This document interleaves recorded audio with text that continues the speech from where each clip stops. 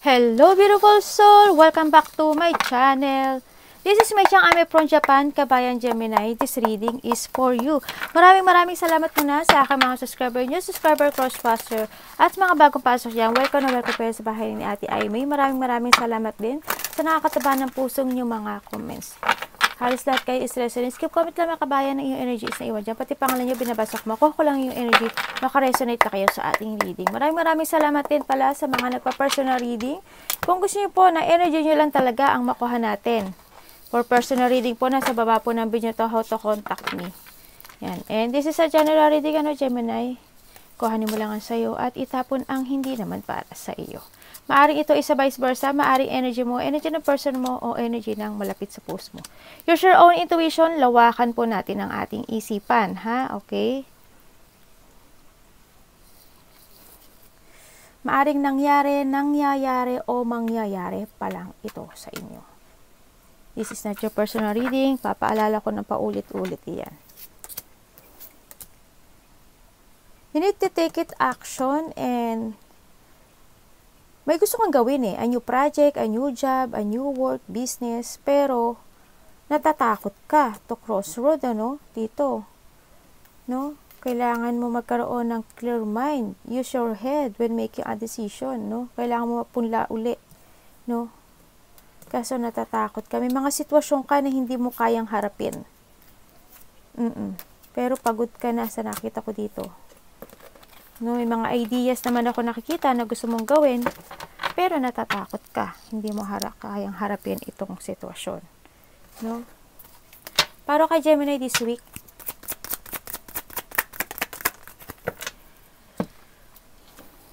may mga, handito ka na, dumarating ka na ito sa buhay mo na, alam mo yun, na naghihintay ka na lang ng sign, kung ito talaga is para sa akin. Ang dami mo ng tanong sa isip mo, as in na-trap ka. This week, makakaramdam ka ng pagkabagot, pagka-bored. I don't know, baari sa work, baari sa pang-araw-araw mo, ganyan. Parang hando na yun sa part na,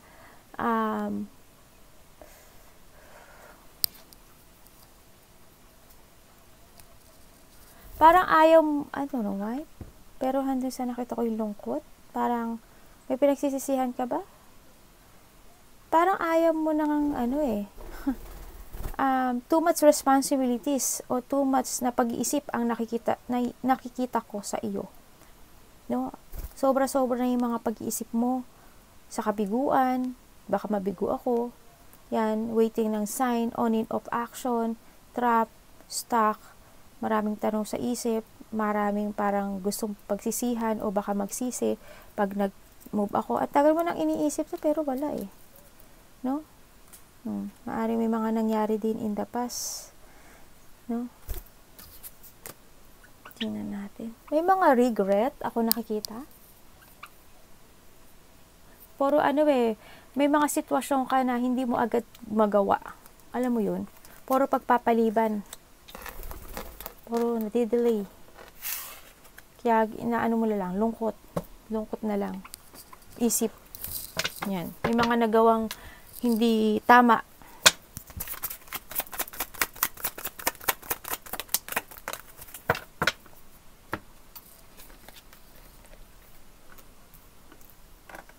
Pinag-iisipan mo naman dito, no? More on, thinking this week. Or palagi mong ginagawa to. Andito yun sa part na may mga pag-iisipan ka na solutions, pag-iisip sa sarili, siyasat sa sarili, mga dapat gawin, ganyan. And then, nakita ko naman may mga tao naman, hindi yung emotion, meron naman daw na nagbibigay sa'yo ng, ng payo with it comes sa, meron kang situation ngayon, no, sa nakita ko dito.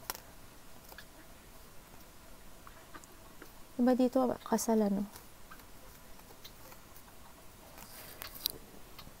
Kailangan mo siguro na new direction, no? Pero I don't know why. Pwede nga natin.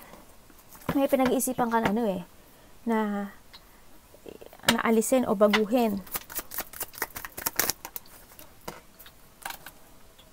Kailangan mo i-end, Huwag kang masyadong maging emotion sa nakita ko dito. Siguro, this is the time to withdraw o mag-ibang direction kung gusto mo ng pagbabago. Iba dito nag-iisip to retire, no? O gusto mo mag-retire sa trabaho mo, o gusto mo talagang sa tahimik, ganyan. Nakita kong ganon. Pwede ko bang malaman? It's time to awake, no? It's time to awake and make a new direction. You need to follow your heart in a good way, no? Sa nakita ko dito. May mga namimiss ka rin, maaring anak, the past person, o kapamilya. Ang nakita ko to, or dating karelasyon, no? Or vice versa, ganyan. Tingnan natin.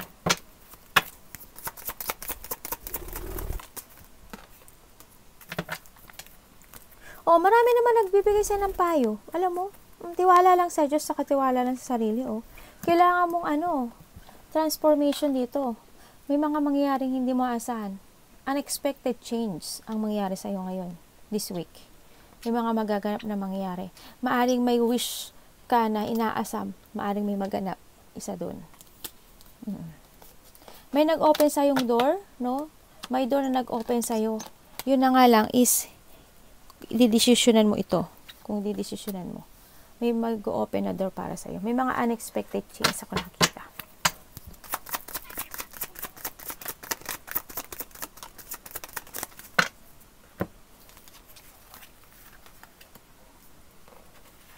Ano yan? Maaring may iba dito, may makakausap kayo na mari a part of the family, nanay mo, tatay mo, ate mo, tita mo, lawyer mo man yan, grandmother mo man siya, ganyan. Malapit sa puso mo to. Kasi nakita ko na ako sa mo, o kaya, basta malapit siya, o kaya related sa work to. May, I don't know why, pero kakausapin ganyan, o kaya imimit mo siya. No? May getting together ako nakikita dito. Maaring family, close relationship. Aray ko anak, ang sakit ah. Anak, hindi pwede yung masakit yun eh. Hinatak niya yung kasi di ba may nagtero tayo ditong yung skin. Hinatak niya yun, sakit. Kinukuha niya, kala niya pagkain. Anak, pinapakain naman kita. Yun, maaring magkakaroon ng mga getting together or maaring may pupunta kang kasal, no? Ang nakikita ko dito or sa iba dito, titingnan ko pa rin. May pupunta kang kasal o may kasalan na magaganap, maaring ikaw, ganyan. I don't know why, pero mukhang may kasalan or ganyan. Baka may mag-iimbita sa'yo, no? Na kasal.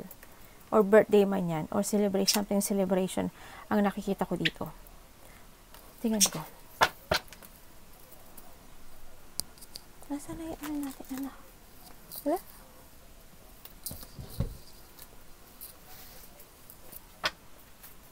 Kilo, yamete. Sorry. Ay, naku po. Naloko na. Delay. Halatang parang nakita ko na to sa'yo nakaraan Walang pera. Ibig sabihin, you have no plan. Kung may mag-ayaman sa iyo o makipagkita, o maaring naubusan ka ng pera dahil sa nakapag-getting together ka.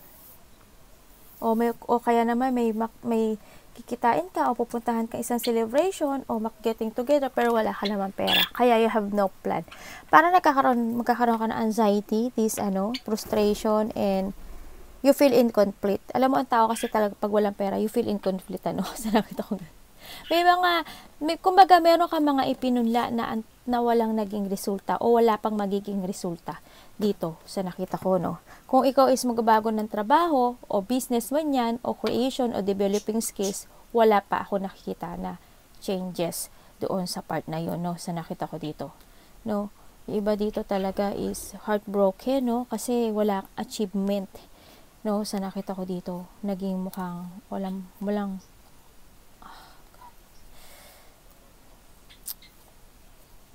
parang puro happenings ang nakikita ko sa inyo Ang dami niyo bang pinagkagastosan when it comes to happenings? May mga parties ako nakikita na maaring mawalan ka ng pera o maubusan ka ng pera. Magkakaroon ka ng shortage when it comes to money, lack of money. May tao rin ako na maaring may sakim na tao. May mga mischances din akong nakikita. Magkakaroon ng kayo, yung parang as in ubus ang pera. No, ingat sa paggagastos. Kasi unexpected, may mga mangyari unexpected sa'yo na hindi mo asahan. Masaktan ka. Maaring may gusto magpakasal sa'yo, or merong makipag-usap sa'yo na related ang money, pero wala kang man maibigay. Maaring ganun. Kung sa kasal naman, hindi sapat ang pera, ganyan. O sa trabaho, o may gagawing business, o new work. Basta nakita ko wala kang money. Mahigpit yung money sa'yo. Pero nakita ko, if ever na may gustong sumuporta sa'yo eh. Babae siya, gusto niya sumuporta sa'yo. Kung medyo gipit ka, may tao daw na maaring sumuporta sa'yo. Hingi ka lang ng tulong doon. O may susuporta sa'yo. May third party, sa nakikita ko dito,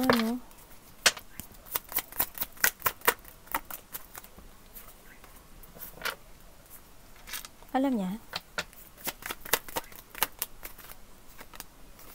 Alam niya. Alam niya. Alam niya.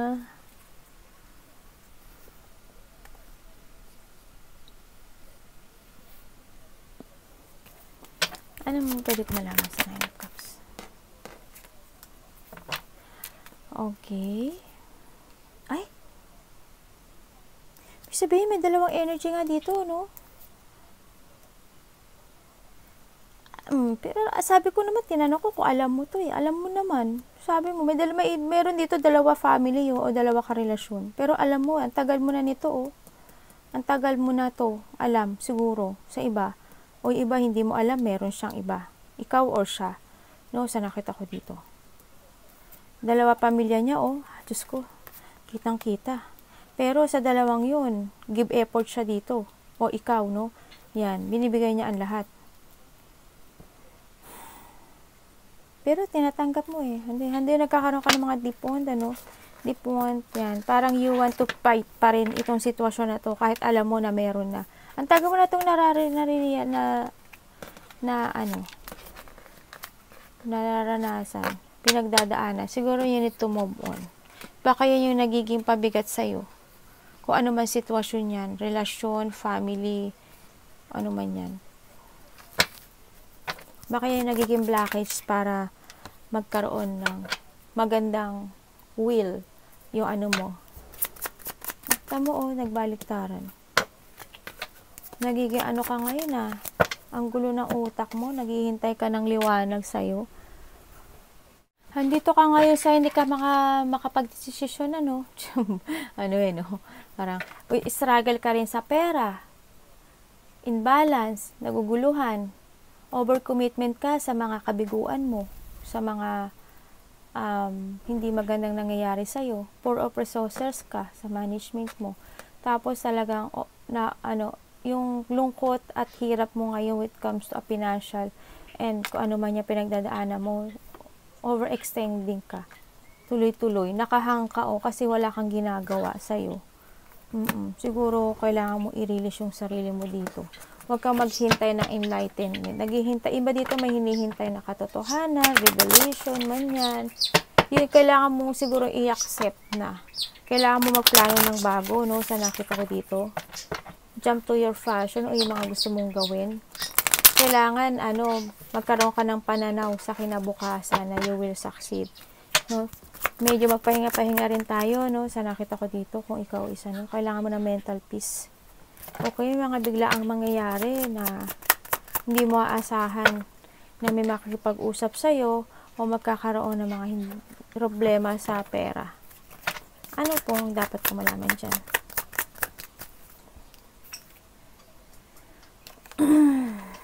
Sino yan? May makipag-usap daw sa'yo, babae. Babae tsaka lalaki?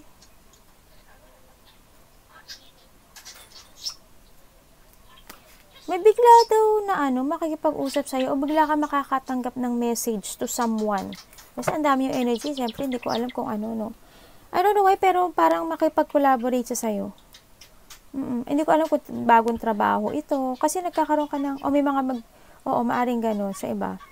Parang makipag-usap sa'yo, maaring related ang business, kaperahan, o dati mo, ay hindi eh.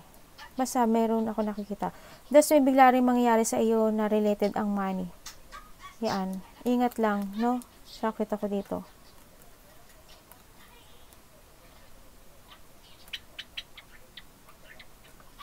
May biglaan. Puro biglaan to, oh.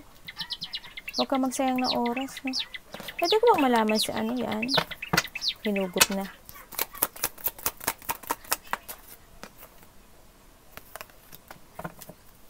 Okay, if ever na may mag-offer sa'yo na isang trabaho, businessman yan, pagkakapirahan mo yan, parang handun yung sa part na parang pag-iisipan mo pa siya.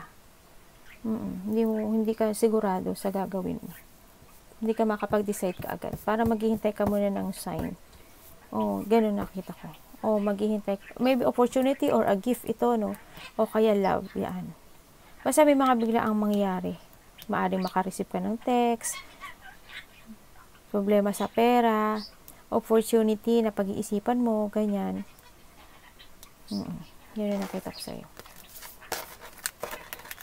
Maaring may magaganap na unexpected na mangyayari na hindi mo asahan, bigla kang makaramdam ng lungkot, maaring iba iiyak, hindi pagkakasunduan, loneliness, makakapil ka na parang walang pag-asa, maguguluhan ka, madedepress ka, maaring may mangyaring separation, o trauma man yan, o maaring may mawala, sadness, pain, intense disappointment. Ganun nakita ko. Maaring may tao na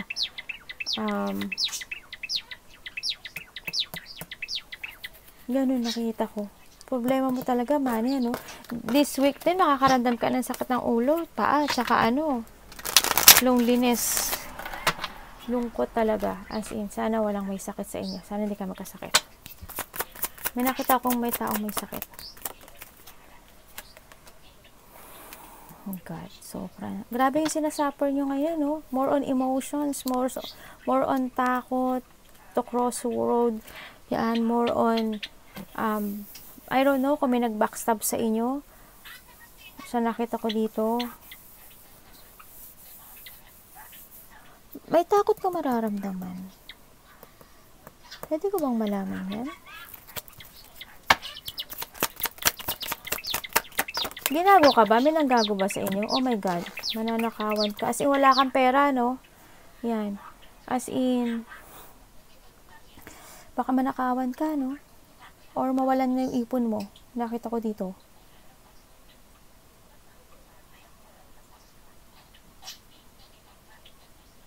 Maaari may susuportahan ka tapos mawalan ka ng pera. Pero may tao na may sikreto at hidden sa'yo, oh.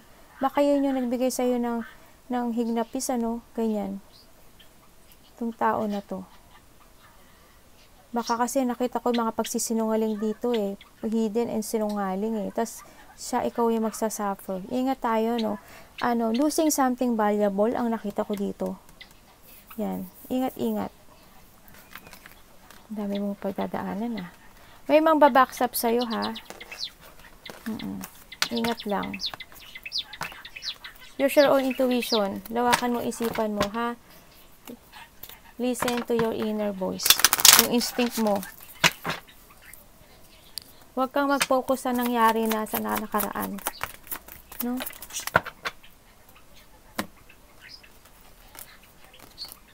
Naku, walang ganap. Walang ganap, Gemini. Hindi ka nagmo-move. Pabalik ka. May tao dito na maaari mag-sorry. Maaari nabigay ito siya ng hurt.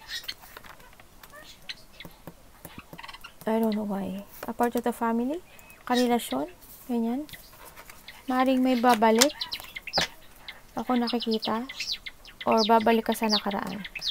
Kakaroon ng delay sa'yo. May unfinished business, nakita ko dito. Delay, and parang gusto mo pang itry uli ng isang beses. Para yung pag-iisip mo, as in no decisions, hindi ka makapag-isip, takot ka to move on. May tao na ganun, takot mag-move on.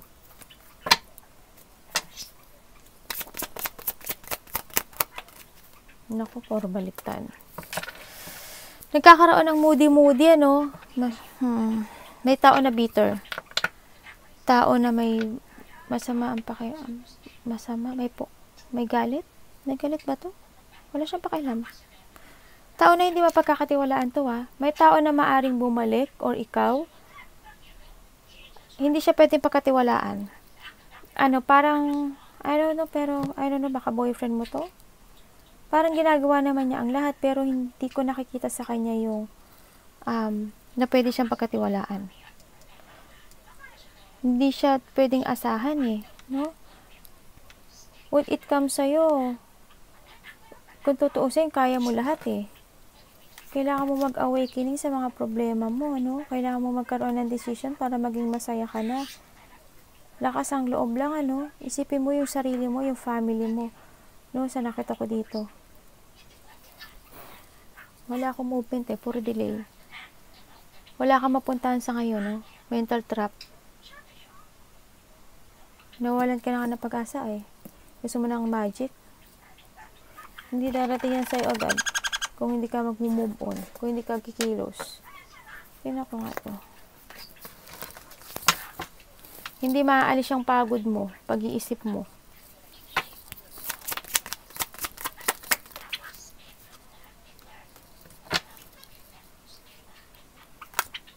Alam mo, hindi ko alam kung alam mo naman yung mga itong sitwasyon. Mag-desisyon ka sa buhay mo. Huwag mo i-hide yung feelings mo na you're okay but not. No, alam ko na sasaktan ka. This week, makakaramdam ka talaga ng hurt. No, may tao ako nakikita na niloloko ka. Makakaramdam ka ngayon na parang walang blessing na dumarating sa'yo, no? Financial hardship, ganyan. May tao rin ako. Wag baka magkasakit ka, mag-ingat ka.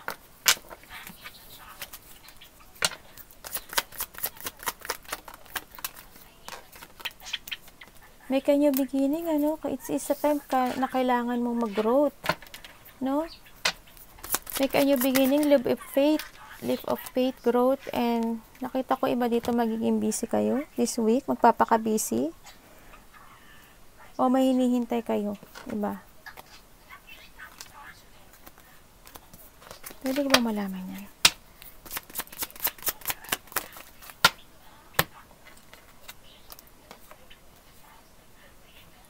May tao na niloloko kayo. Maaring karelasyon nyo. Babaero, lalakero, liar, dishonest, sneaky person. I don't know, medyo malayo siya sa'yo eh. Hindi ko alam. Yun nakita ko. Parang ikaw yung nag-chase dito? O siya yung nag-chase sa'yo? Yun lang nakikita ko eh. Parang alam mo naman ata, kasi trap ka dito eh. Maaring ka sa trabaho, trap ka sa trabaho mo. No? Hindi ka makapag There's an obsession ako nakita dito. Yan, may third party, naguguluhan, make up plan. Ay, nako. Loko na. Ingat-ingat, Move din, no? It's time na mag-forward ka sa plano mo to growth. Explore yourself and make a happy choices and outcome, no? Sa nakita ko dito. Wag yung puro pato mo. Wag ka mag-chase your dreams. Don't chase na tong tao o situation na nakakatrap sa'yo. Para magbago ka. Para mag-move on ka. Depensa mo yung sarili mo, stand for your beliefs, and protektahan mo yung sarili mo sa mga hindi magagandang energy na nakapalibot sa'yo. Make a new beginning, as in. Kailangan mo nang mag-umpisa ng fresh, no? Start, beginning. Trust lang sa taas and trust yourself din na kaya mo malakpasan lahat ng Arigato namaste, God bless.